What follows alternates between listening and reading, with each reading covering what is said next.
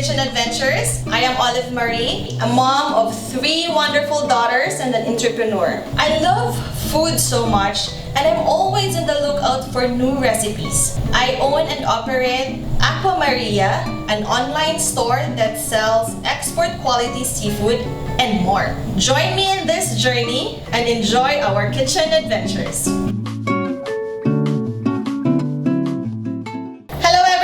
Welcome back to another episode of Olive's Kitchen Adventures. And for today, my good friend Kuya Enggie is going to teach us how to make baked sushi. Kuya Enggie, hello! Nagagaya na kita, no? Hello! So Kuya Enggie, bakit ngayon baked sushi ang gusto mo ituro sa amin? Since madali lang siya gawin, at kaya yan, trending siya ngayon. Yes! Ito, fad siya ngayon and maraming nagbibenta, maraming version ng baked sushi. And this time, this is the version of Kuya Enggie. So Kuya Enggie, ano ang una nating mga ingredients na kailangan talaga for the recipe? Our ingredients for today are Japanese rice. Okay. So kung wala kayong Japanese rice, any small grain rice, or kung wala talaga, kahit anong rice pwede niyong gamitin, no? Cream cheese, Japanese vinegar, kung wala, apple cider, Furikake, fish egg or fish roe, Wasabi, Kani, tapos sugar and salt, Japanese mayo. Kung walang Japanese mayo, a regular mayo will do. And since special itong gagawin natin, we're going to use scallops and shrimp by Aquamaria. Also, we're going to use nori later on when we eat the sushi bake. Okay, so now we're going to cook the vinegar. Tapos lagyan natin ng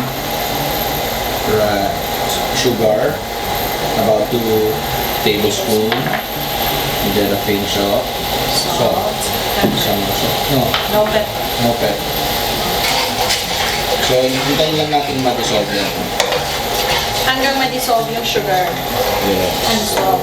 So, ready na siya. Patayin ko muna. So, we turn up the heat. So, next we're going to get the rice. Okay. So, we're just going to incorporate yung vinegar doon sa rice. Yeah, para... So, we're using Japanese rice and sa sushi bake, yun yung isa sa importante din. Yung vinegar together with your rice. Kailangan yung sushi rice mo malasa. So, itong ginamit natin ngayon, this is 4 cups of rice. No? So, don't worry about the whole recipe. We'll be putting it under the description below. So, ang next natin, we'll just put the rice dito sa pipets. Okay.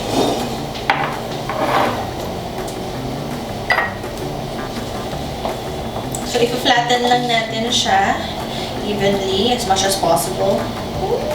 Naamoy ko talaga yung vinegar. So, after that, na ma-flatten mo na siya, okay, we're going to put furikake. We can add, damihan natin yung paglagay nito generously. So, we have Furikake, isa rin lang naman yun parang sesame seeds and parang flavoring. Yan. So, okay na yan. We will set that aside. So, Kuya Enggie, ano yung next step natin sa ating sushi bake? So, we're going to ito peeled na to, yung Kani. So, gaganto mo lang yan, olive. So, after that, i-chop mo lang siya ng roughly,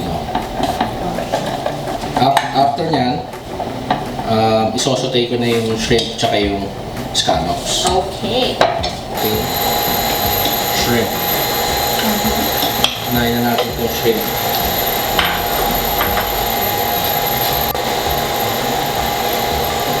Hintayin lang natin ito mag-orange. So, dagdag ako ng konti pang then the scallops. So, ganoon din ulit, no? So, scallops, lagyan ko rin ng salt and pepper to taste. Tapos, i-chop rin natin. Again, we're using broken scallops from Aquamaria.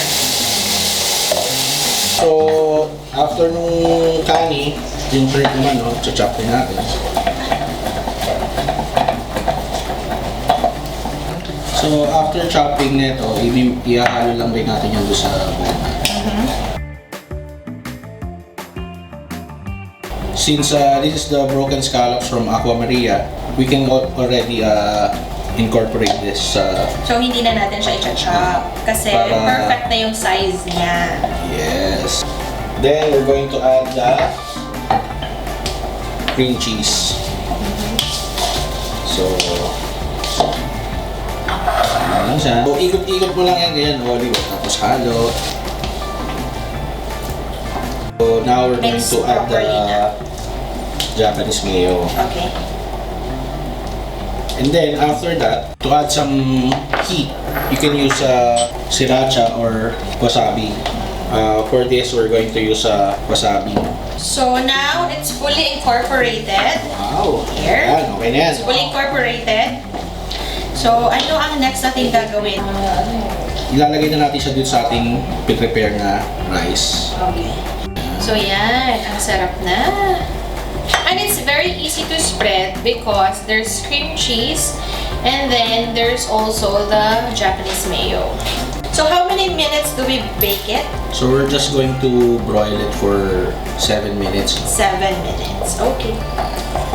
So, after nyan, pag nalagyan na natin siya lahat,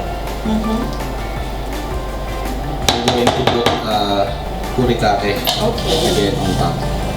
You can already serve this na ganyan. Okay. Tapos, we'll just add some ebiko on top. So, ayan, lagyan mo na lang ebiko. Tapos, we'll put it in the oven. Now, we're going to broil this for 7 minutes.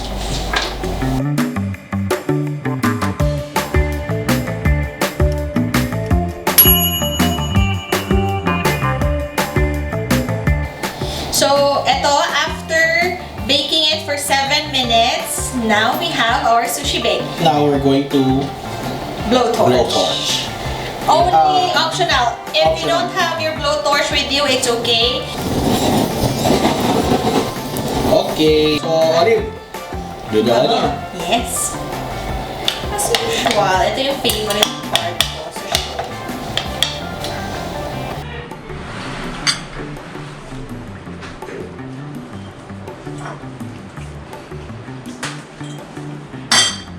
Sarap.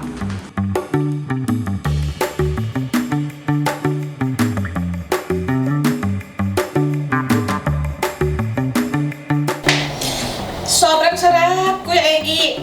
Everyone, you have to try this dish kasi sobrang sarap ang recipe na to. Sobrang panalo para sa akin. So, Olive, pwede mo i-serve yan sa mga kids as their merienda. Also kay Maiko. Then, you can also do this sushi bake as a parang gift or as if you want to start a small business. Ah, yes. And also, pwede din siyang isang meal kasi medyo mabigat siya because of the rice sa ilalim. Tama, tama. Yes. Thank you, everyone. Thank you, Kuya Enggie, for sharing again another wonderful dish with us. And thank you, everyone, for joining us today. And hopefully, we will see you soon again in our next episode with a different recipe, with a different guest cook. And please don't forget to click like and subscribe. Olive's Kitchen Adventures. Bye, everyone! Bye-bye!